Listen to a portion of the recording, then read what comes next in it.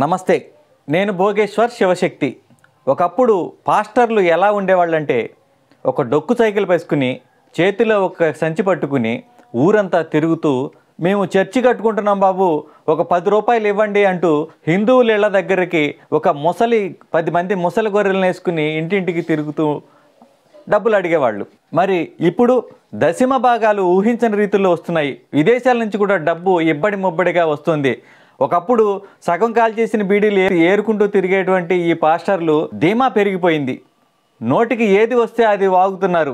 తాగి dialysis patient లాగా ఉండేటువంటి ఒక పాస్టర్ గాడు ఏదో వాగుతున్నాడు. ఒకసారి చూడండి. భారతదేశంలో కొన్ని సంవత్సరాల క్రితం ఎదుర్కొని కొన్ని ప్రశ్నలు మనం ఎదుర్కొంటున్నాం. ఏంటి ఆ ప్రశ్నలు?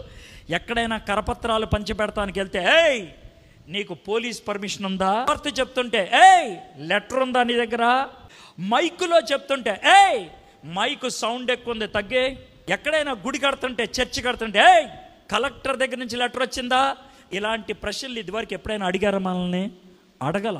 పైగా ఈ ప్రశ్నలు అడిగేది ఎంఆర్ఓనా, సిఐనా, ఆర్ఐనా, ఎస్ఐయా, ఎమ్మెల్యేనా, ఎంపీనా?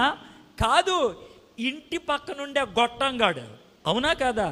అవునరా, ఎమ్మెల్యేనా అంటే ఎమ్మెల్యే కంటే ఎక్కువే మేము. ఎందుకంటే ఎమ్మెల్యేకి మేము ఓటేస్తేనే ఎమ్మెల్యే గెలిచాడు. ఎంపీడీఓనా ఎమ్మెల్యేనా అంటున్నావు కదా, వాళ్ళందరూ కూడా మేము ట్యాక్సులు కడితేనే ఆ ట్యాక్సుల ద్వారా జీతాలు తీసుకుని వాళ్ళు పనిచేస్తున్నటువంటి వాళ్ళే కనుక సక్రమంగా పనిచేస్తే మీరు ఎప్పుడో ఈ పాటికి తట్టా పుట్టా సర్దుకుని ఖాళీ చేసి ఎక్కడికో వెళ్ళిపోవాల్సి ఉండేది. నాకు అనుమానం వీడికి చిప్పు దొబ్బి ఉంటుంది. ఈ మధ్యన వీడి వీడియోలు కొన్ని చూస్తుంటే అంతులేని ఆవేశంతో క్రైస్తవ మీటింగులకి వెళ్ళి క్రైస్తవులనే తిడుతూ ఉన్నాడు. ఎందుకంటే వీడింకా రాచరిక వ్యవస్థలోనే ఉన్నామని భ్రమపడుతూ ఉంటాడు. ఆ భ్రమల్లోంచి బయటికి రావడం లేదు ఇంకా.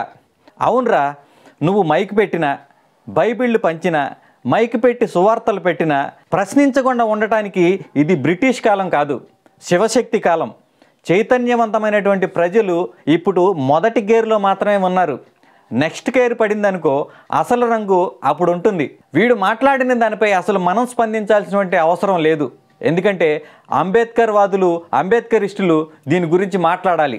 ఎందుకంటే రాజ్యాంగం మనకిచ్చినటువంటి హక్కుల ప్రకారంగానే మనం మాట్లాడుతూ ఉన్నాం. రాజ్యాంగమే చెప్తుంది ఒక చర్చి నిర్మాణం జరగాలంటే ఖచ్చితంగా కలెక్టర్ అనుమతి తీసుకుని ఉండాలని. ఒక సౌండ్ సిస్టమ్ పెట్టాలంటే నాయిస్ పొల్యూషన్ కంట్రోల్ బోర్డు నుంచి పర్మిషన్ తెచ్చుకోవాలి, లేదా డిఎస్పి దగ్గర నుంచి పర్మిషన్ తెచ్చుకోవాలని రాజ్యాంగం చెప్తుంది. అలాగే మత ప్రచారం చేయాలంటే ఎదుటి మతాల వారి మనోభావాలు కించపరచకుండా శాంతియుతంగా మత ప్రచారం చేసుకోవాలని చెప్తుంది. కానీ వీళ్ళు అలా చేస్తారా? చెయ్యరు. మీ దేవుళ్ళు రాళ్ళు, మీ దేవుళ్ళు రప్పలు, మా శవాన్ని మొక్కండి అని చెప్పేసి మత ప్రచారం చేస్తూ ఉంటారు. దాన్ని మాత్రం మనం అడ్డుకోకూడదు. దాన్ని అడ్డుకుంటే వీడేమంటాడు, మన ఇంటి పక్కనున్న గొట్టంగాళ్ళు అడ్డుకుంటున్నారు అంటున్నాడు. కాబట్టి మనమేమి సొంతంగా గ్రంథాలు రాసుకుని ప్రశ్నించటల్లా రాజ్యాంగంలో ఉన్న దాన్ని పట్టుకుని మాత్రమే ప్రశ్నిస్తున్నాం. పోతే వీడు ఏం కూసాడండి, ఇంటి పక్క నుండే గొట్టంగాడంట.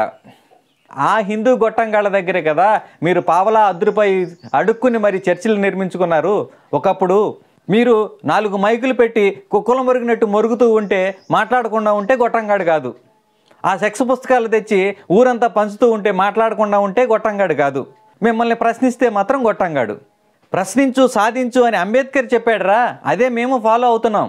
ఈ చర్చిలకు సంబంధించినటువంటి చట్టాలు, చర్చిలపై కంప్లైంట్స్, నాయిస్ పొల్యూషన్పై కంప్లైంట్స్కి సంబంధించినటువంటి ఒక వీడియో నిన్న కళ్యాణ్ కుమార్ గారు మనకు వీడియో చేశారు. అది కింద డిస్క్రిప్షన్లో ఉంటుంది. దానికి సంబంధించినటువంటి డాక్యుమెంట్స్ అన్నీ కూడా మన శివశక్తి వెబ్సైట్లో పెట్టాము. అవన్నీ కూడా డిస్క్రిప్షన్లో లింక్ ఉంటుంది. అందరూ కూడా అక్కడి నుంచి చూసి అవన్నీ కూడా వివరాలు తెలుసుకోవచ్చు. ఇక చూడండి మిత్రులారా, పొగరు తలకెక్కిన మదపలిసినటువంటి గొర్రెగాళ్ళు మాట్లాడుతున్నటువంటి విషయాలు ఒకసారి అందరూ అబ్జర్వ్ చేయాలి. హిందువులందరూ కూడా గొట్టంగాళ్ళు అనే విధంగా వీడు వాగుతూ ఉన్నాడు. అరే బాబు, ఎక్కడో వీడియోలో అంటే అన్నావు కానీ జనాల మధ్యనికి వచ్చి ఇలాంటి మాటలు మాట్లాడితే కనుక అదే గొట్టం ఎక్కడో చోట దూర్చేస్తారు. కాస్త జాగ్రత్తగా ఉంటే మంచిది. ఒక పాపి నాతో ఉన్న వాళ్ళందరూ పాపులే అనుకుంటూ ఉంటాడు. అలాగే ఒక గొట్టంగాడు మాత్రమే మిగతా వాళ్ళు కూడా గొట్టంగాళ్ళు అనుకుంటూ ఉంటాడు. కాబట్టి పాస్టర్లు కాస్త నోరు అదుపులో పెట్టుకుని మాట్లాడితే బాగుంటుందని తెలియజేస్తూ జై శ్రీరామ్, భారత్ మాతా కీ జై.